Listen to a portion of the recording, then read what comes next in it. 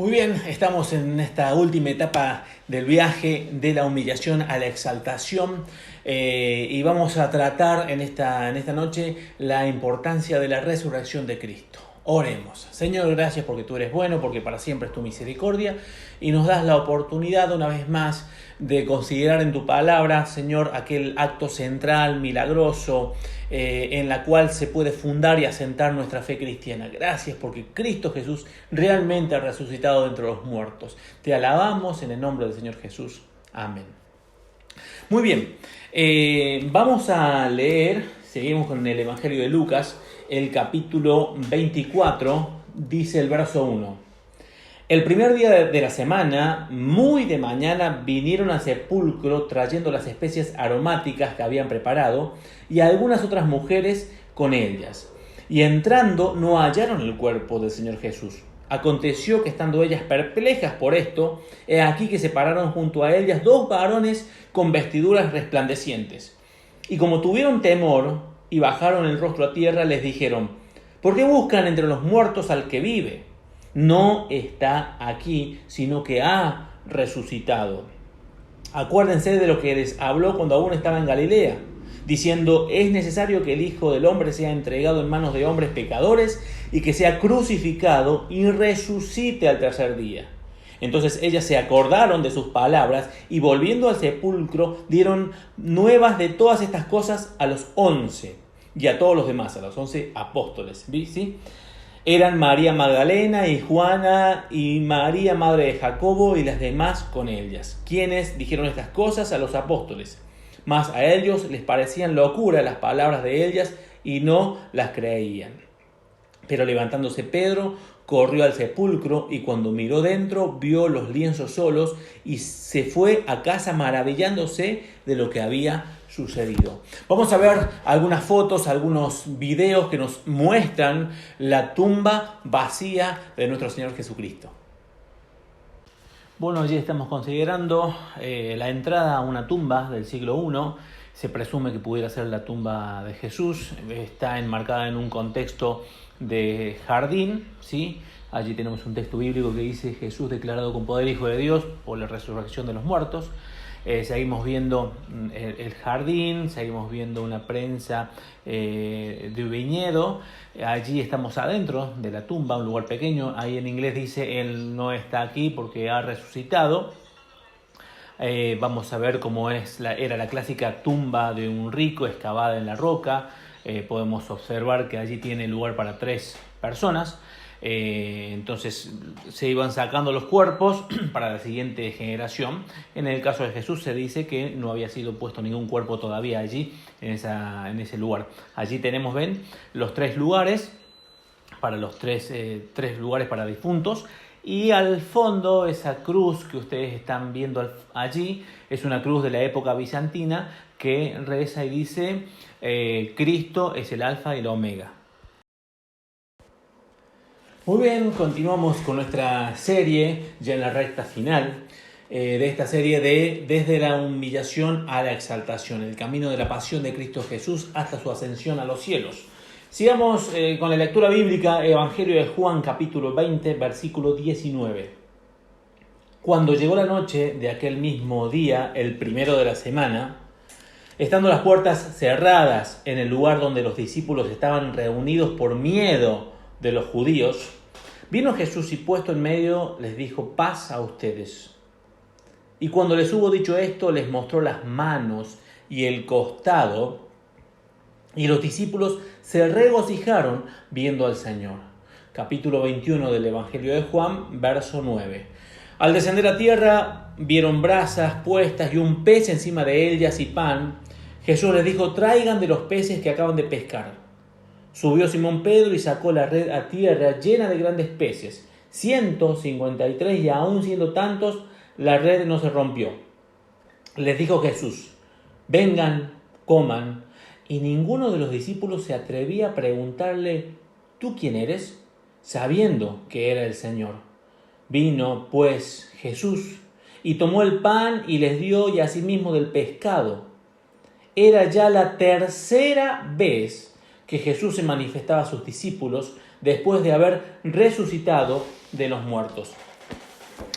La idea, el concepto y el mensaje poderoso de la resurrección es un pilote fundamental y fundacional de la fe cristiana. A tal punto que el apóstol Pablo llega a decir que si Cristo no ha resucitado, vana es nuestra fe. Pudiéramos tirar 2000 años de cristianismo a la basura porque nuestra mayor creencia es la resurrección de Cristo Jesús. Esta creencia siempre ha sido atacada, obviamente, por el ateísmo o antiteísmo, pretendiendo de esta manera subyugar y desintegrar la fe cristiana. Sin embargo, no han podido, por la simple razón de que la resurrección de Cristo es un hecho histórico, comprobable y repleto de testimonios que vieron precisamente a Cristo Jesús resucitado. Aquí hemos visto algunos, la mayor fuente de registros. En primer lugar, estas fuentes, estas escrituras, están inmediatamente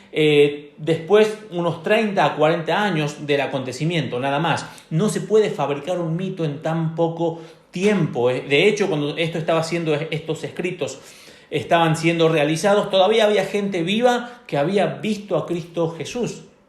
Entonces esto es muy importante rescatarlo. De ahí que Jesús, cuando uno ve los evangelios, simplemente ve un relato con una naturalidad tan peculiar que simplemente manifiestan la vida de Jesús después de la muerte, en sus 40 días después de la muerte, relacionándose, en este caso, por tercera vez con sus discípulos. Había estado con discípulos también camino a Emaús, con su familia. Había estado también, el apóstol Pablo dijo, si alguno tiene alguna duda, vaya y pregunte a las 500 personas que lo vieron resucitado.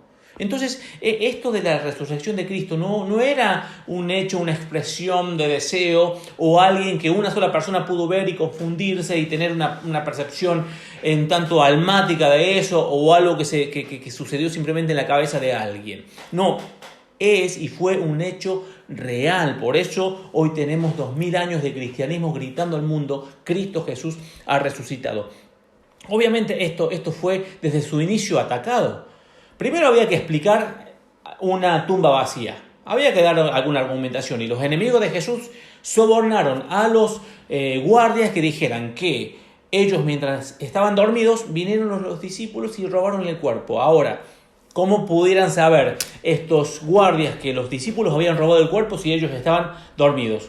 Aparte, bien sabían estos guardias que dormirse en una guardia real, con un sello real, acarreaba la muerte. Así que no creo que hayan tenido ganas de dormirse. Era difícil también que judíos robaran o hurtaran un cuerpo, porque más bien tenían la tendencia a venerar a sus santos y a sus mártires. Era algo impensable culturalmente.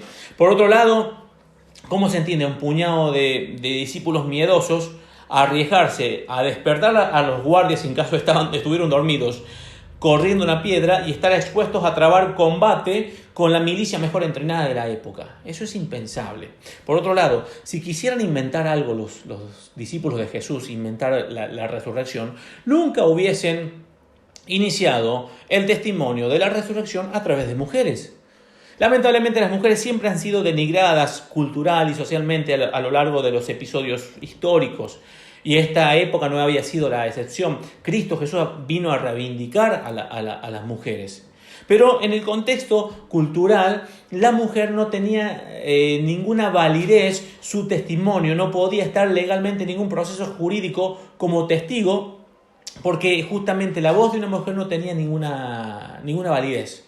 Entonces, imagínense, si alguien quisiera inventar algo, no hubiese comenzado registrando a mujeres, dando el primer testimonio de la resurrección de Cristo. Qué reivindicación de Cristo Jesús a las mujeres, dándoles el mensaje fundamental en la cual 2000 años de historia se iban a construir dadas a las mujeres. Qué consideración que Dios tiene, que Cristo Jesús tiene con las mujeres. Entonces, otra cosa importante, el hecho de la resurrección y ese mensaje, entendiendo y adentrándonos un poquito a la cultura, era algo hasta escandaloso, era algo ajeno al pensamiento corriente y folclórico de la época.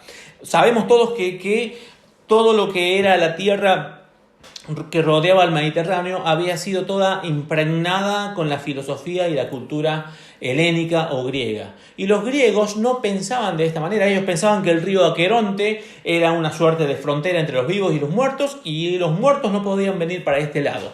Se registra en la Ilíada y la Odisea de Homero, registra a Ulises, es un hecho mítico obviamente, registra a Ulises juntándose con su madre en el lugar de los muertos y su madre explicándole que no puede venir hacia este lado. La filosofía de Platón, cientos de años antes, tampoco coincidía, porque para Platón la idea de que lo real era lo abstracto, lo que estaba fuera del cuerpo. Entonces él entendía que el alma era una víctima del cuerpo atrapada en una suerte de prisión, y cuando moría alguien, esa alma se liberaba y nunca más se volvía a juntar con el cuerpo. Entonces esa idea de juntarse con el cuerpo y resucitar físicamente era ajena al pensamiento cultural de la época. Aún los propios judíos. Los judíos no entendían ellos una suerte de resurrección inmediata o particular, porque ellos simplemente pensaban, la gente que muere va al Seol, al lugar de los muertos, y listo, de allí no vuelve. Quizás tenía alguna idea de infierno, alguna idea de castigo. Resulta que al costado, en los valles, en el valle de Hinón, casi a la parte sur oeste de Jerusalén, allí había un valle en el cual se había cometido atrocidades. Israel había cometido atrocidades paganas, ofreciendo sus propios hijos al dios Moloc. El dios Moloc era una estatua de bronce en la cual se llenaba de fuego su interior, y sus manos de bronce se ponían al rojo vivo, y allí se colocaban a los niños y se los ofrecía en sacrificio, con una práctica totalmente pagana. Esto lo hizo el rey Acaz, lo hizo su nieto Manasés, y recién el nieto de Manasés, Josías, vino a rectificar e inhabilitó todo este culto. Dios había condenado fuertemente por esto a Israel, y el profeta Jeremías profetizó en contra de Israel por esta práctica. Entonces, de ahí que esa idea de ese valle, esa idea de muerte, esa idea de lo desagradable, luego ese valle iba a ser llenado de basura, iba a ser el basurero municipal, se iba a quemar basura. Entonces esa idea de olor fétido, de fuego, de allí el judío se hacía la idea de infierno y sufrimiento. Entonces pensaba, si alguien se muere y va a un lugar como ese, no puede volver para este sector. De hecho, no tenían una idea concreta de resurrección como tal. El Antiguo Testamento, Eclesiastés capítulo 9, dice: porque los que viven saben que han de morir, pero los muertos nada saben. Su amor, su odio y su celo ya han perecido, y nunca más tendrán parte en todo lo que se hace bajo el sol. ¿Ve? La cosmovisión judía no aceptaba un retorno. A lo sumo, el profeta Daniel hablaba de esto, que habría una resurrección, los justos para vida y los injustos para confusión y condenación. Esto se fortalece sobre todo en Israel, ese Israel sufriente, siempre subyugado por distintos imperios, en una comunidad cerca de Jerusalén, cerca ahí del Mar Muerto, llamada de los Esenios, que se ha descubierto en sus ruinas hace unos 70 años más o menos, escritos que atestiguan de su existencia. Entre esos escritos había muchos textos del Antiguo Testamento y escritos propios que ellos afirmaban una resurrección al final de los tiempos. Ellos tenían una mirada apocalíptica. Frente a tanta persecución, ellos imaginaban al final un cataclismo y una liberación y una resurrección. Entonces, a lo sumo, había esa idea de resurrección al final de los tiempos. ¿Recuerdan cuando Jesús hablaba con Marta respecto a Lázaro, el hermano de Marta, que había muerto? Cuando Jesús dice que Lázaro iba a resucitar, todos sabemos que Cristo Jesús lo resucitó en ese momento. ¿Qué dijo Marta? ¿Recuerdan? Marta dijo: sí, sé que va a resucitar, ¿pero cuándo? En el día postrero. Entonces, esta idea de que todo sería en el día postrero, y que esta idea griega de que nadie podía volver hacia este lugar.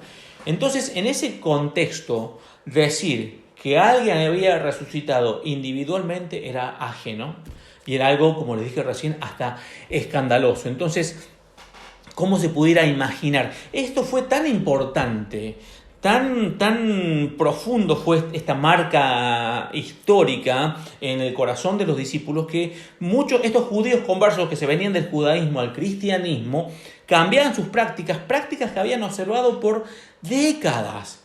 por centurias. Por ejemplo, adorar el sábado.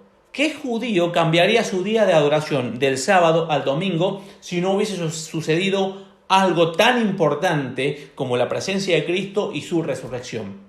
Ellos habían pasado por un cambio dramático y radical en sus costumbres religiosas. Y de hecho, las tradiciones registran la muerte de los apóstoles y discípulos, y salvo el apóstol Juan, que se piensa que se murió de viejito allá en la isla de Patmos, todos los demás murieron en un marco de sufrimiento y de martirio. Y todos y cada uno murieron sosteniendo la resurrección de Cristo Jesús.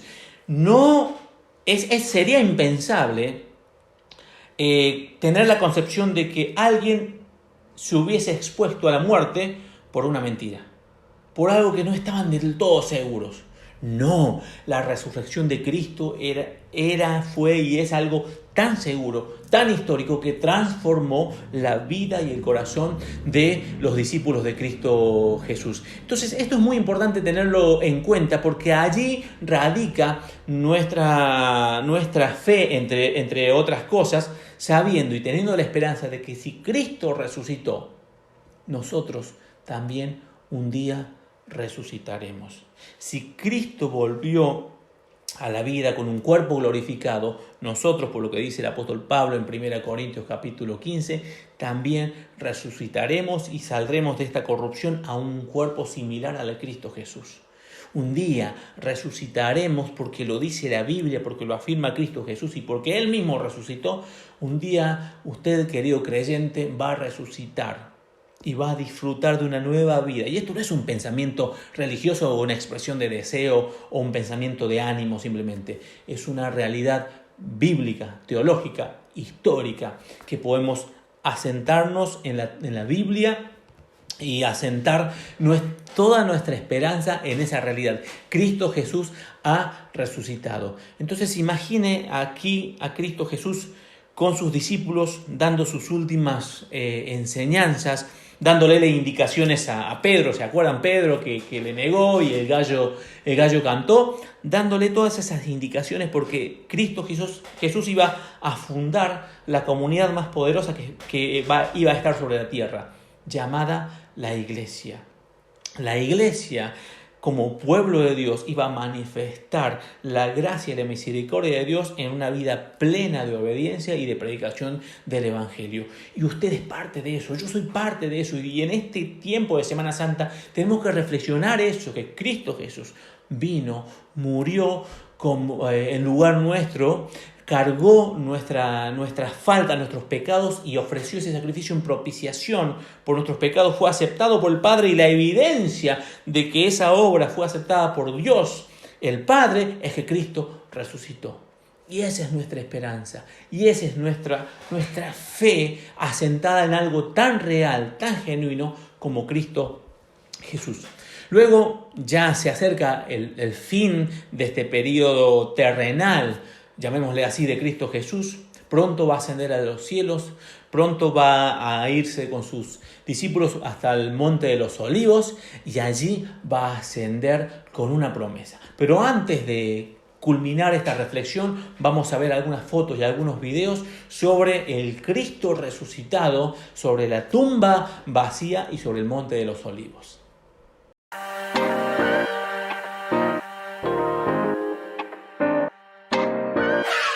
Estamos en el Monte de los Olivos, en Jerusalén, en Israel. Este monte es muy importante para el cristiano porque, en primer lugar, nosotros creemos que Jesús ascendió al cielo de este monte. También podemos hablar de muchos otros eventos bíblicos de aquí, del Monte de los Olivos. Por ejemplo, nosotros sabemos que el rey David vivía por aquí en Jerusalén unos 33 años, en esta zona, en la parte del sur de la ciudad. Su hijo, Salomón, construyó un templo aquí en el monte del templo que ve atrás de mí. Unos años después, el rey de Persia, Ciro el Grande, permitió que los judíos regresaran a Jerusalén para construir el templo de nuevo. Esto empieza la época del segundo templo. Después, Herodes el Grande construyó ese segundo templo otra vez, y ese templo de Herodes el Grande fue el templo donde iban Jesús y sus discípulos durante la época del Nuevo Testamento. Podemos hablar de muchas otras cosas aquí del Monte de los Olivos, pero esas cosas que mencioné son eventos que nos hacen entender el significado de este monte, el Monte de los Olivos.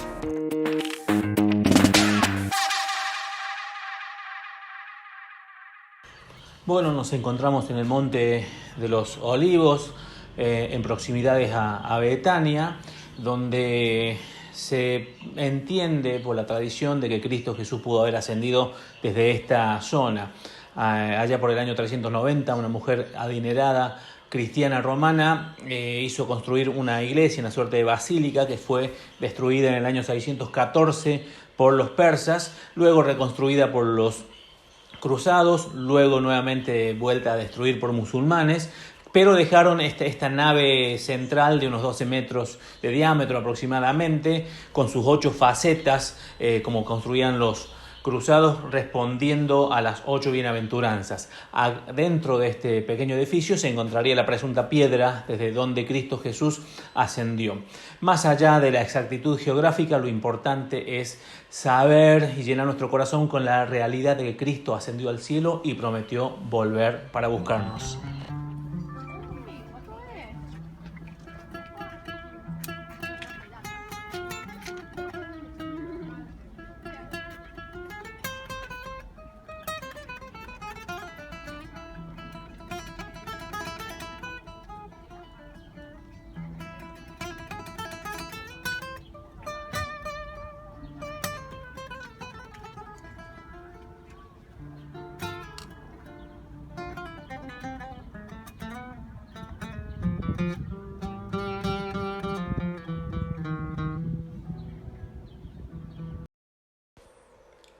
Muy bien, y estamos ya en la conclusión. Y lo que dice Lucas en el capítulo final, el Evangelio de Lucas capítulo 24, dice el verso 50. Y los sacó fuera hasta Betania, y alzando sus manos los bendijo. Y aconteció que bendiciéndolos se separó de ellos y fue llevado arriba al cielo. Ellos, después de haberle adorado, volvieron a Jerusalén con gran gozo y estaban siempre en el templo alabando y bendiciendo al Señor.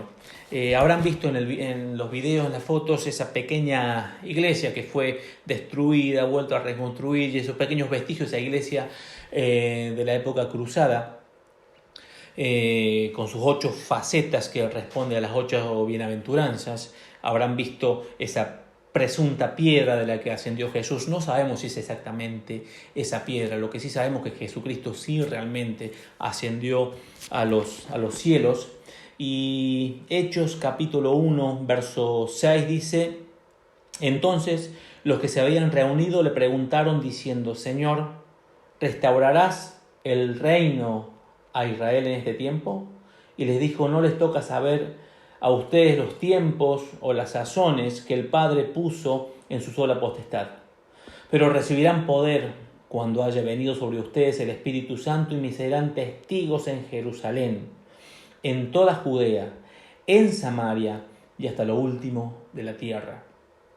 Y habiendo dicho estas cosas, viéndolo ellos, fue alzado y le recibió una nube que le ocultó de sus ojos. Aquí Cristo Jesús asciende, da sus últimas indicaciones, los expone a la gran comisión: predicar el Evangelio, extender el reino de Dios, porque el reino de Dios estaba presente en Cristo Jesús. Vendría en el futuro su manifestación plena, pero el reino de los cielos ya se extiende con el Evangelio a cada persona que recibe a Cristo en el corazón, subyuga su mente, su corazón y su vida, se hace súbdito del Rey, por lo tanto es parte del reino de Dios. Entonces va a haber una promesa increíble. Va a haber, Cristo Jesús se va a ir al cielo, pero los ángeles van a decir algo hermoso y que debiera sustentar tu fe y mi fe, y debiera hacernos que nos alentemos unos a otros con estas palabras. Dijeron los ángeles, versículo 10: Y estando ellos con los ojos puestos en el cielo, entre tanto que él se iba, he aquí se pusieron junto a ellos 2 varones con vestiduras blancas, los cuales también les dijeron: varones Galileos, ¿por qué están mirando al cielo? Este mismo Jesús, que ha sido tomado de ustedes, así vendrán como le han visto ir al cielo. Y es una de las mejores, es mi promesa favorita. Cristo Jesús vendrá. Como le dije recién, el hecho de que Cristo resucitó es mi seguridad que yo también resucitaré. Daniel capítulo 12, verso 2 dice: y muchos de los que duermen en el polvo de la tierra serán despertados, unos para vida eterna y otros para vergüenza y confusión perpetua. Los entendidos resplandecerán como el resplandor del firmamento, y los que enseñan la justicia a la multitud como las estrellas a la perpetua eternidad. Dice el texto bíblico en Mateo capítulo 13: enviará el Hijo del Hombre a sus santos ángeles y recogerán de su reino a todos los que sirven de tropiezo y a los que hacen iniquidad. Entonces los justos resplandecerán como el sol en el reino de su Padre. Mateo 13, 41 y 43. Tenemos una promesa. Tenemos a Cristo como nuestra esperanza de gloria, como dice el libro de Colosenses. Tenemos un mandamiento: extender el reino de Dios en la predicación del Evangelio para que toda la tierra al final de los tiempos se llene de la gloria de Dios. Y nosotros, tú eres parte, yo soy parte de esa misión. Somos colaboradores de Dios en esa misión de extender y de manifestar la imagen de Cristo vivida con plenitud en cada una de nuestras familias y nuestras vidas. Pero quiero cerrar con la promesa que nos dejaron estos ángeles, la promesa de Dios. Cristo Jesús prometió volver. Imagine, si todo lo que se ha profetizado se ha cumplido, si la vida de Jesús es real, su muerte es real, su resurrección es real, su ascensión fue real, ¿qué le hace pensar que su venida no será real? Su venida es muy real. Cristo Jesús, al sonar de una trompeta, podremos escuchar su dulce voz mencionando nuestros nombres. Y ascenderemos a una velocidad increíble para encontrarnos en el aire con el Señor para siempre, donde podremos intercambiar miradas. ¿Qué dirán esas miradas? Palabras silenciosas quizás se cruzarán con la mirada de Cristo. Tus ojos y los míos mirarán los ojos de Cristo. Y así para siempre estaremos en una vida de plenitud y de gozo con el Señor. Esa es la promesa, esa es la esperanza y ese es nuestro Dios tan bueno. ¿Cómo no entregar nuestra vida a Él y cómo no adorarle con todo nuestro ser? Que Dios te bendiga.